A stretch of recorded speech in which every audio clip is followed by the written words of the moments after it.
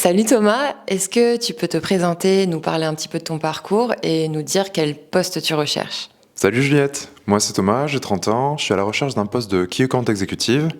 Pour te donner une petite idée de mon parcours, j'ai commencé mes études de droit des affaires à Aix-en-Provence, je me suis spécialisé en propriété intellectuelle, et ensuite je suis parti sur tout un autre registre. J'ai commencé à faire des études de droit, je pense, pour les mauvaises raisons. Je cherchais plus un statut qu'un métier, et à force de faire du droit du business, je me suis rendu compte que ce qui m'intéressait vraiment, c'était le business et pas le droit du business. Chez Parcel Lab, mon objectif était d'ouvrir le marché français. C'était une société allemande basée à Munich. Donc je faisais à la fois de la prospection, du sourcing, du closing. Une fois que les clients étaient closés, on s'occupait de l'onboarding avec les équipes techniques.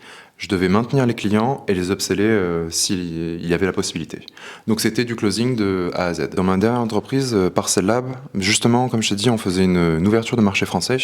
Et closer le premier client, c'était assez difficile puisqu'on n'avait pas d'exemple français, on n'avait que des exemples allemands. Les équipes techniques ne parlaient pas un mot de français. Donc heureusement, on parlait tous anglais. Ça a été closé back market. On était en pleine période de Covid, on pouvait pas aller voir les prospects, on pouvait pas aller voir les clients, on pouvait même pas aller voir nos propres équipes.